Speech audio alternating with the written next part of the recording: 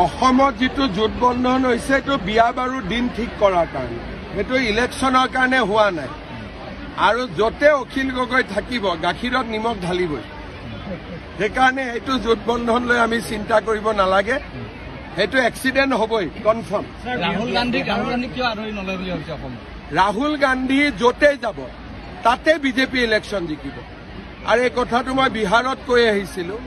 যে ৰাহুল গান্ধী হল বিজেপিৰ আটাইতকৈ ডাঙৰ ষ্টাৰ কেম্পেইনাৰ যদি ৰাহুল গান্ধী আহি যায় বিজেপি জিকাটো পাক্কা হৈ যায় তেতিয়াহ'লে আমি 100% জিকি যাম যদি ৰাহুল গান্ধী আহে অসমত যেটো জোটবন্ধন হৈছে এটো বিয়া বাৰু দিন ঠিক কৰাৰ কাৰণে এটো ইলেকশনৰ কাৰণে হোৱা নাই আৰু যতে অখিল গগৈ থাকিব গাখীৰত নিমখ ঢালিবই সেইকাৰণে এটো জোটবন্ধন লৈ আমি চিন্তা কৰিব নালাগে এটো এক্সিডেন্ট হ'বই কনফাৰ্ম ৰাহুল গান্ধী কিয় আদৰি নলয় বুলি ভাবিছে অসম ৰাহুল গান্ধী যতে যাব তাতে বিজেপি ইলেকশন জিকিব আৰু এই কথাটো মই বিহাৰত কৈ আহিছিলো যে ৰাহুল গান্ধী হল বিজেপিৰ আটাইতকৈ ডাঙৰ ষ্টাৰ কেম্পেইনাৰ যদি ৰাহুল গান্ধী আহি যায় বিজেপি জিকাটো পাক্কা হৈ যায়